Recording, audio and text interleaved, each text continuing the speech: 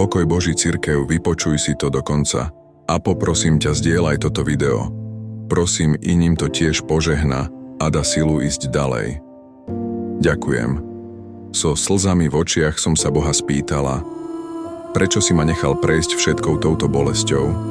A Boh povedal, pretože bolesť bola jediný jazyk dostatočne silný na to, aby prebudil tvoju silu.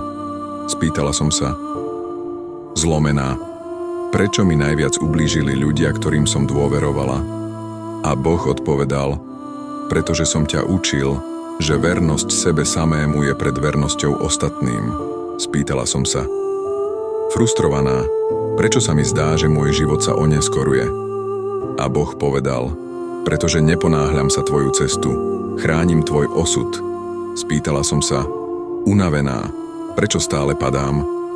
A Boh odpovedal, pretože každý pád buduje ženu, ktorá na budúce nespadne. Potom Boh zašepkal, ešte som s tebou neskončil. Premieňam tvoju bolesť na silu, tvoje ticho na múdrosť a tvoju trpezlivosť na pokoj.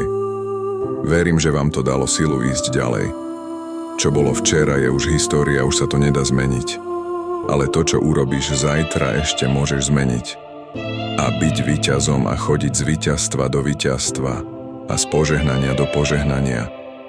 Boh vás žehnaj v mene Ježiš Kristus.